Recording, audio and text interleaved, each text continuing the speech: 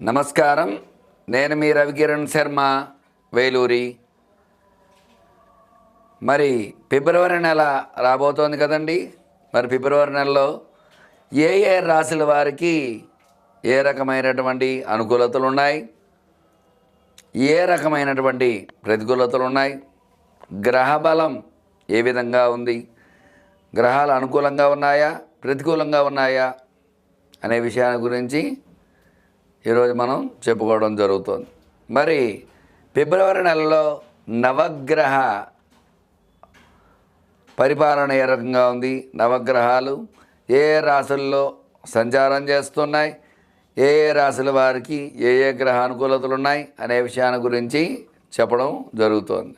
మరి గ్రహాలకు అధిపతి అయినటువంటి రవి మొట్టమొదటగా ఫిబ్రవరి 12వ తేదీ వరకు కుంభరాశిలో సంచారం చేయడం జరుగుతుంది. తదుపరి మీనరాశిలో సంచారం చేయడం జరుగుతుంది.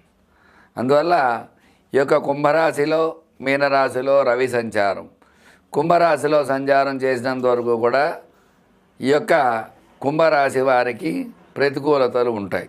అట్లాగే మీనరాశిలో సంచారం చేసిన తర్వాత మీనరాశ్యాధిపతి గురుడు కాబట్టి గురుడు ఉన్న రాశులు ఏవైతే ఉన్నాయో ఆ రాశులన్నిటికీ కూడా అనుకూలతలు వచ్చే అవకాశాలు ఖచ్చితంగా ఉంటాయి.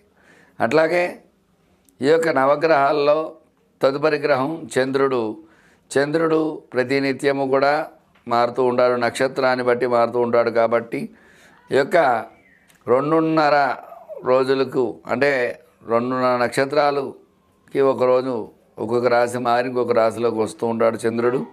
అందువల్ల ఆ చంద్రుడు ఏ ఏ రోజున ఎలా ఉంటుందో అనే విషయాన్ని అప్పటికప్పుడే చెప్పుకోవాలి. కాబట్టి చంద్రానుకూలత సాధ్యమైనంత వరకు చంద్రుడు మనఃకారకుడు, చంద్రబలం అది ఉంటుంది. చంద్రుడు ఏ గ్రహంతో కలిస్తే ఆ ఫలితాన్ని ఇస్తూ ఉంటాడు. శుభగ్రహంతో కలిస్తే శుభ ఫలితాలు, పాపగ్రహంతో కలిస్తే పాప ఫలితాలు వచ్చే అవకాశాలు ఉంటాయి. అలాగే తరువాతి గ్రహం కుజుడు. ఈ యొక్క కుజుడు ఫిబ్రవరి 24వ తేదీ వరకు కూడా మిథున రాశిలో సంచారం చేస్తున్నారు. తదుపరి కర్కాటక రాశిలో సంచారం చేయడం జరుగుతుంది. మరి కుజుడు అనుకూలత బట్టే వ్యాపారము, అలాగే వ్యాపార అనుకూలత, రుణ బాధలు, రుణ సమస్యలు, ధన సమస్యలు, వివాహ సమస్యలు, సంతాన సమస్యలు ఇవన్నీ కూడా కుజుడు ప్రధానంగా ఉంటాడు. కాబట్టి ఈ కుజుడు ఈ యొక్క మిథునంలో సంచారం చేయడం జరుగుతుంది ఫిబ్రవరి నెలలో. మిథున రాశ్యాధిపతి బుధుడు కాబట్టి ఈ యొక్క కుజ అనుకూలత ఉన్న రాశులను బట్టి ఆ రాశి బలాన్ని బట్టి ఖచ్చితంగా మనకు తెలియటం జరుగుతుంది. తదుపరి గ్రహం బుధుడు. బుద్ధి కర్మానుసారిణి, మన బుద్ధిని బట్టి మన కర్మ అనేది జరుగుతూ ఉంటుంది. కాబట్టి ఈ యొక్క బుధుడు 13 వరకు కుంభంలో తదుపరి మీనంలో ప్రవేశిస్తున్నాడు. మరి కుంభంలో ప్రవేశించినప్పుడు శనికి బుధుడు శత్రువు అయితే కాదు, మిత్రుడే. కాబట్టి ఆ యొక్క బుధ సంచారం శని క్షేత్రంలో సంచారం చేసినప్పటికి కూడా బుధ సంచారం అనుకూలంగా ఉంటుంది. అలాగే తదుపరి మీనంలో అనుకూలంగా ఉంటుంది. ఎందుకంటే గురుడికి కూడా బుధుడు సముడే తప్ప శత్రువు అయితే కాదు. అందువల్ల ఈ యొక్క బుధ అనుకూలత అనేది ఈ నెలలో ఉంటుందన్నమాట అన్ని రాశుల వారికి. తదుపరి గురుడు ఆ బృహస్పతి సంచారం వృషభంలో సంచారం చేయడం జరుగుతుంది. మరి వృషభ రాశ్యాధిపతి శుక్రుడు, అంటే శుక్రక్షేత్రంలో గురు సంచారం చేయడం జరుగుతుంది. ఈ గురు సంచారం చేయడం వల్ల గురు అనుకూలత అనేది ఖచ్చితంగా ఏర్పడటం జరుగుతుంది.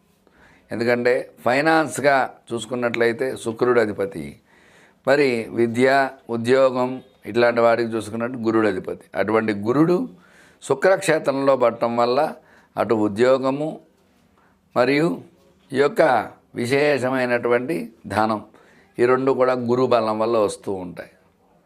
మరి తదుపరి శుక్రుడు మీనంలో సంచారం చేయడం జరుగుతుంది.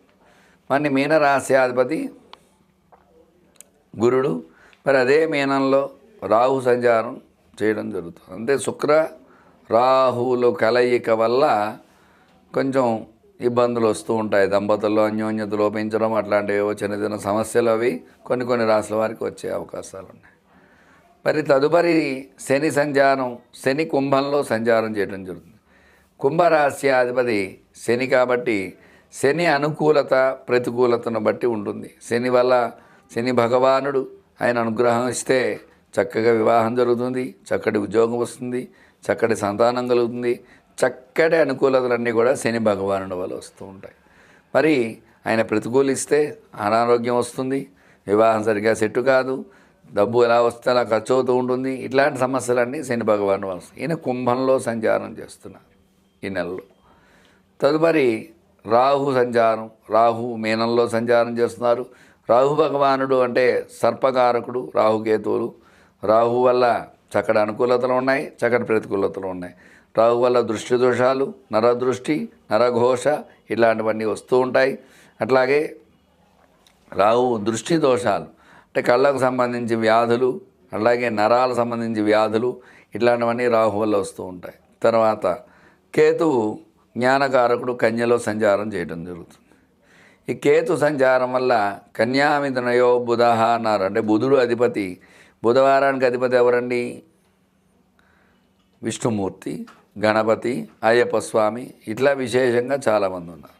మరి అటువంటి బుధవారానికి అధిపతి అయిన బుధుడు అనుకూలంగా ఉన్నటువంటి కన్యలో, ఈ యొక్క కేతువు కన్యలో సంచారం చేయడం వల్ల కొంతమందికి అనుకూలతలు, కొంతమందికి ప్రతికూలతలు. ఇట్లా ఈ నవగ్రహ పాలన అనేది ఫిబ్రవరి నెలలో ఈ రకంగా ఉండబోతోంది. అందువల్ల వీరి యొక్క స్థితిగతులను బట్టి శత్రువు అయితే రాస్యాధిపతి అనుకూలత ప్రతికూలతలు, రాస్యాధిపతి మిత్రుడైతే అనుకూలతలు, ఇట్లా మనకి అనుకూలత ప్రతికూలత అనేది వస్తూ ఉంటుంది. కాబట్టి చక్కగా వాటిని బట్టి ఏ రాశి వారికి ఏ రకంగా ఉండబోతోంది అనే విషయాన్ని వివరంగా చెప్పడం జరుగుతోంది. తులారాశి వారికి ఫిబ్రవరి నెలలో ఎలా ఉండబోతోంది, ఎలాంటి అనుకూలతలు ఉన్నాయి, ఎలాంటి ప్రతికూలతలు ఉన్నాయనే విషయాన్ని చెప్పడం జరుగుతుంది. తులారాశి అధిపతి శుక్రుడు. ఈ శుక్రుడు అనుకూలంగా ఉన్నాడు కాబట్టి ఈ రాశి వారికి రాస్యాధిపతి శుక్రుడు అనుకూలంగా ఉన్నాడు కాబట్టి ఖచ్చితంగా ఈ రాశివారు అన్నిటి యందు అనుకున్న రీతిలో విజయాన్ని సాధించడం జరుగుతుంది. మరి వివాహ ప్రయత్నం చేసేవారు తులారాశి వారు సంబంధం రావడమే ఆలస్యము, సెట్ అయ్యే అవకాశాలు ఎక్కువగా ఉంటాయి. ఒక 90-80% వరకు వచ్చిన సంబంధం, అనుకూల సంబంధాలు రావడం ఇట్లాంటి యోగం ఈ నెలలో ఉంటాయన్నమాట తులారాశి వారికి. అలాగే సంతానం గురించి ఎదురు చూసేవారికి ఈ నెలలో ఎక్కువ శుభవార్తలు వినే అవకాశాలు ఖచ్చితంగా ఉంటాయి. ఎందుకంటే అన్యోన్యత అది ఉంటుంది దంపతుల మధ్యలో, తద్వారా చక్కటి సత్సంతాన ప్రాప్తి ఖచ్చితంగా కలుగుతుంది. అలాగే మంచి వార్తలు వింటారు. అలాగే ఆరోగ్యపరంగా చూసుకున్నట్లయితే కొంచెం ఇబ్బందులు ఉంటాయి. అయినప్పటికీ కూడా ఈ రాశి వారికి అనుకూలతలు ఎక్కువ ఉన్నాయి, ప్రతికూలతలు కంటే కూడా చిన్న ఆరోగ్య సమస్యలు వస్తూ ఉంటాయి. విద్యాపరంగా చూసుకున్నట్లయితే చక్కటి చదువు చదువుతారు, మంచి శ్రేణిలో ఉత్తీర్ణతతో పాస్ అవ్వడం ఇట్లాంటి అవకాశాలు ఉంటాయి. అట్లాగే ఉద్యోగపరంగా చూసుకున్నట్లయితే ఉద్యోగ ప్రయత్నాలు అనుకూలిస్తాయి. ఉద్యోగంలో ప్రమోషన్స్ రావడం, విదేశాలకు వెళ్ళడం ఇట్లాంటి అవకాశాలన్నీ ఎక్కువగా ఉంటాయి ఈ రాశి వారికి. అలాగే స్టాక్ మార్కెట్స్, స్టాక్స్ పెరగడము, అనుకూల లాభాలు రావడం అలాన్నీ ఎక్కువగా ఉంటాయి. ఇబ్బందులు పడక్కర్లేదు. గతంలో లాస్ అయినా కూడా ఇప్పుడు వచ్చే అవకాశాలు ఉంటాయి. ఖచ్చితంగా విజయాన్ని చేకూరే అవకాశాలు ఉంటాయి. అట్లాగే రియల్ ఎస్టేట్లో కూడా అనుకూలతలు వచ్చే అవకాశాలు ఉన్నాయి. ఈ తులారాశి వారికి పెట్టుబడి పెట్టిన వాళ్ళందరూ కూడా అనుకున్నంత రీతిలో కాకపోయినప్పటికీ కూడా కొంత శాతం వరకు బయటపడే అవకాశం ఖచ్చితంగా. ఎందుకంటే ఇప్పుడు రియల్ ఎస్టేటు చాలా ఇబ్బందిగా ఉంది. ప్రజెంట్ చెప్పాలనుకుంటే ఈ రియల్ ఎస్టేట్ రంగంలో కూడా అనుకూలించాలంటే దానికి సంబంధించి విశేషమైన పూజలు ఉన్నాయి. అవన్నీ కూడా చేసుకుంటే రియల్ ఎస్టేట్ చేసేవారికి ఖచ్చితంగా అనుకూలత. ఎందువల్ల అంటే భూమి వ్యవహారంలో భూమికి సంబంధించి విశేష పూజలు చాలా ఉన్నాయి. ఏ పూజలు అయితే ఉన్నాయో ఆ పూజలు అవన్నీ మేము చెప్పడం జరుగుతుంది. ఖచ్చితంగా వాటి పూజలు చేసుకున్నట్లయితే అంటే జాతకుడిని బట్టి ఉంటుంది పూజ ఎప్పుడైనా సరే.